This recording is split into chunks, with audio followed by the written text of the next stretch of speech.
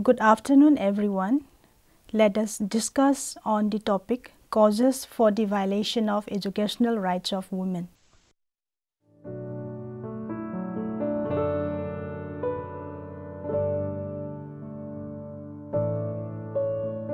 So before going to the causes, let us see what is education.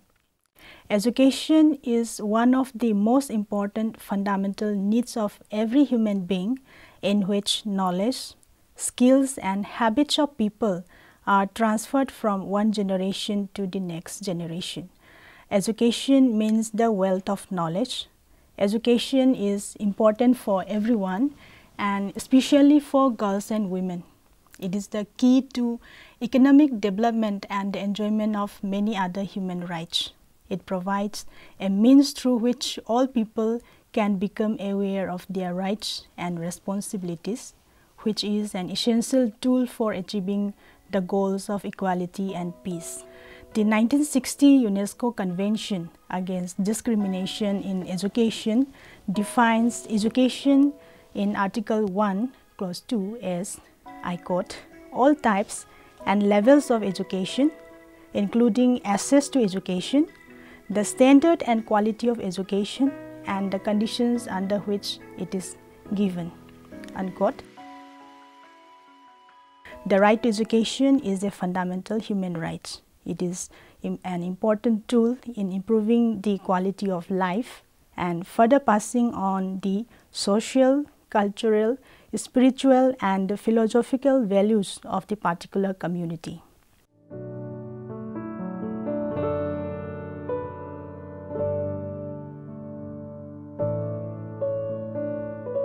Let's come to the right to education under the Constitution of India. The preamble to the Constitution guarantees to all citizens social, economic and the political justice and equal opportunity to all to develop so as to lead a dignified and decent life. By the 42nd Amendment Act of the Constitution, education has been added in the concurrent list, but now the implementation of education policies becomes the joint responsibility of the center and the states. Then Article 41 of the Constitution states the right to work, right to education and right to public assistance in certain cases. It states that the state shall, within the limits of its economic capacity and development, make effective provision for securing the right to work, to education and to public assistance in case of unemployment, old age, sickness and disablement, and in other cases of undeserved wants. Article 45 provides for free and compulsory education for all children until they complete the age of 14 years. Article 46 also directs the state to promote with special care the educational and economic interests of the weaker sections of the people, and in particular of the scheduled castes and scheduled tribes, and shall protect them from social injustice and all forms of exploitation.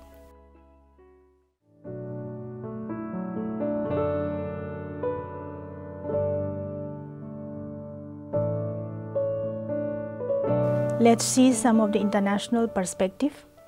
Globally, education is also being regarded as a fundamental human right and is essential for the exercise of all the other human rights. Several international human rights documents have recognized the right to education as an inalienable right. The Universal Declaration of Human Rights, 1948, in its Article 26, proclaims that, I quote, everyone has the right to education. Education shall be free, at least in the elementary and fundamental stages. Elementary education shall be compulsory. It shall promote understanding, tolerance and friendship among racial or religious groups, unquote. The right to education has been enshrined in a range of international conventions, including the International Covenant on Economic, Social and Cultural Rights, 1966, ICESCR, the right to education has been reaffirmed in the 1960 UNESCO Convention Against Discrimination in Education, the 1981 Convention on the Elimination of All Forms of Discrimination Against Women, and the 2006 Convention on the Rights of the Person with Disabilities. Article 10 of the Convention on the Elimination of All Forms of Discrimination Against Women provides that women shall be provided same conditions for careers and vocational guidance as to that of men.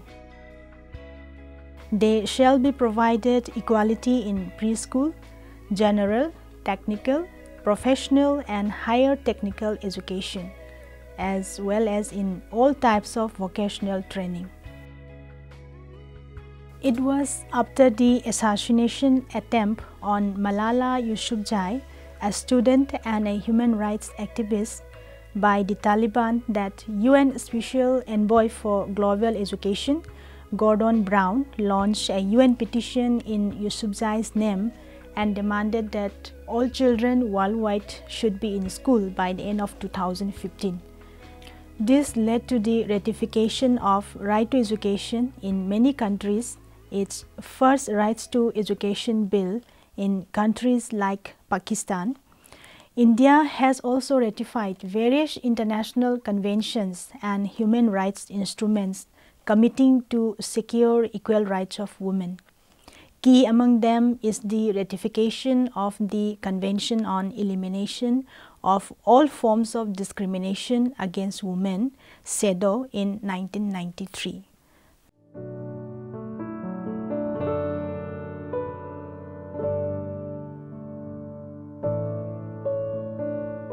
Let's come to the judicial response. When the Constitution was adopted in 1950, 70% of the citizens of the country were illiterate. The framers of the Constitution hoped to achieve 100% literacy within a period of 10 years. So, various provisions like Article 19, Clause 1, Subclause A, Article 21, Article 41, Article 45, etc. were included, which cannot be achieved without education. Laws are enacted, but there needs to be proper implementation of these laws.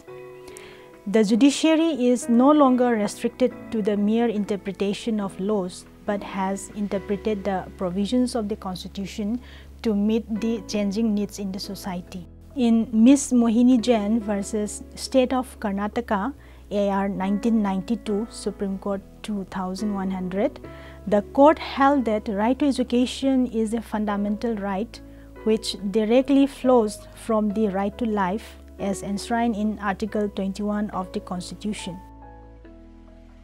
Then thereafter, in Superstar Education Society versus State of Maharashtra 2008, Volume 3, Supreme Court Cases 315, the court has imposed a duty upon the states to impart education, and particularly primary education, having regard of the fact that the right to education is a fundamental right within the meaning of Article 21 of the Constitution. So, it was the judiciary which has transformed the right to education as an enforceable right of the citizens and led the legislature to enact laws in this regard, and Article 21A has been inserted in the Constitution by the 86th Amendment, which makes primary education a fundamental right for all children up to 14 years.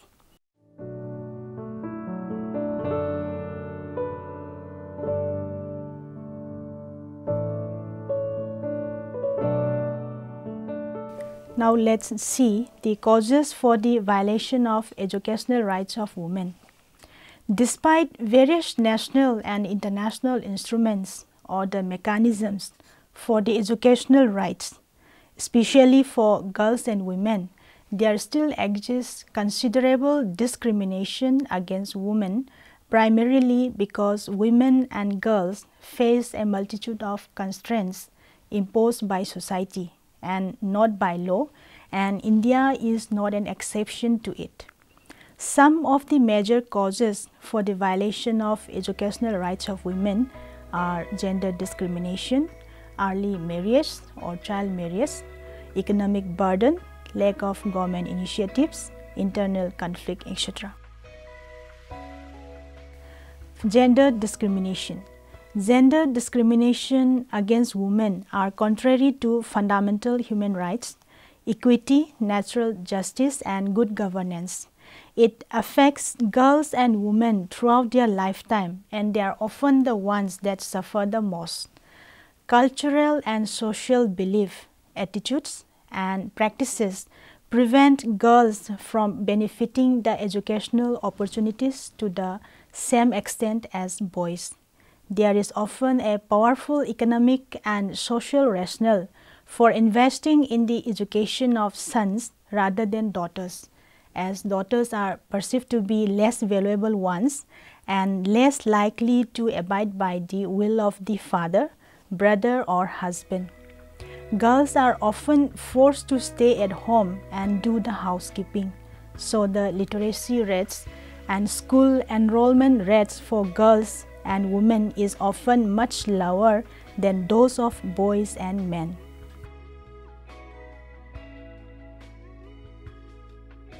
Now come to the second point, early marriage or child marriage. Another main cause for the violation of educational rights is of child marriage or the early marriage. Child marriage is predominantly seen in poverty-stricken areas. Early marriage keeps the girls and their children trapped in a vicious cycle of discrimination. Too often, marriage is seen as a higher priority than education in our society, and the girls who are married are excluded from schools by their parents, in-laws, and husbands. Child marriage denies children, especially girls, their basic human rights as enshrined in the United Nations Convention on the Rights of the Child. In developing countries, 1 girl out of 3 is married before they turn 18. The United Nations has recognized child marriage as a barrier to the right to education. Then come to the third point, violence against girls in schools. Another key issue concerning right to education is the persisting violence against girls. Tragically, this issue is a daily routine for many girls around the world. Violence against girls is not only direct infringement of human rights, but it plays an important role in denying girls the right to access education, and this is one of the major causes in increasing dropout rate among girls. Violence includes rape, sexual harassment, physical and psychological intimidation, teasing and threats on the way to school itself, and is perpetuated by teachers, parents, persons of perceived authority, and fellow students. The existence of violence against girls are hard to find as it remains unreported, misunderstood, and largely unaddressed.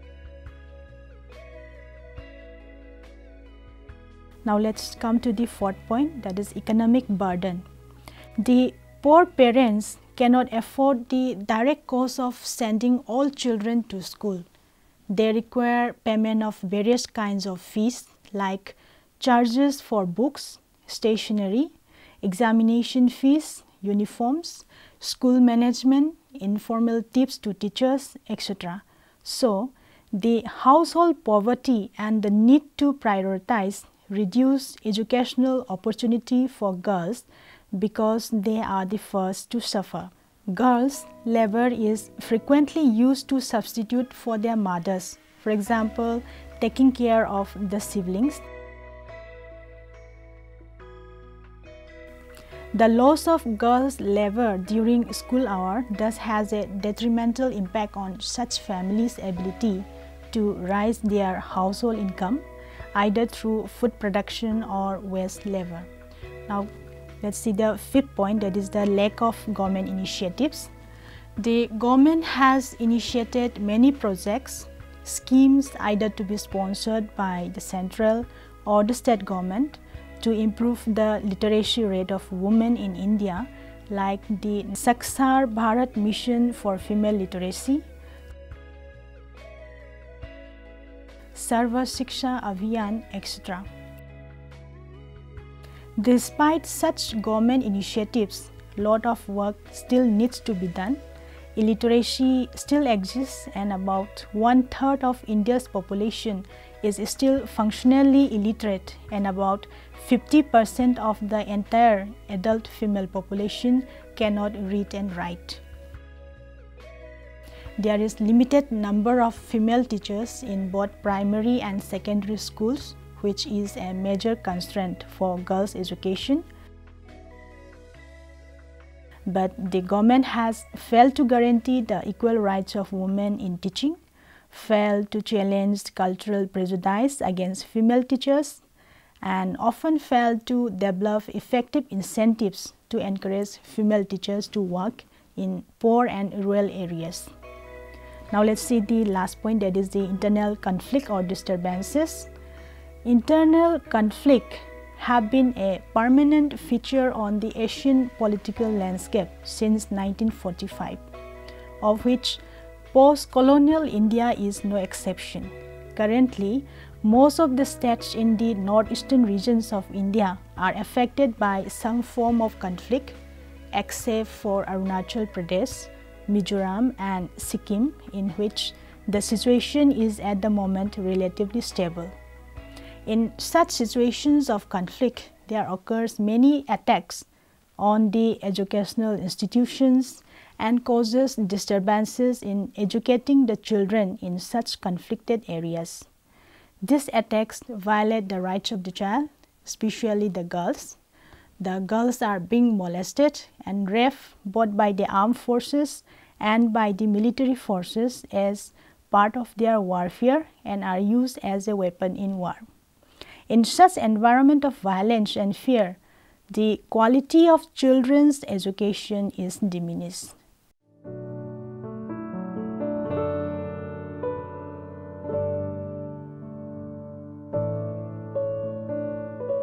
In conclusion, I would like to say the right to education, being a fundamental right, directly flows from right to life enshrined in Article 21 of the Constitution.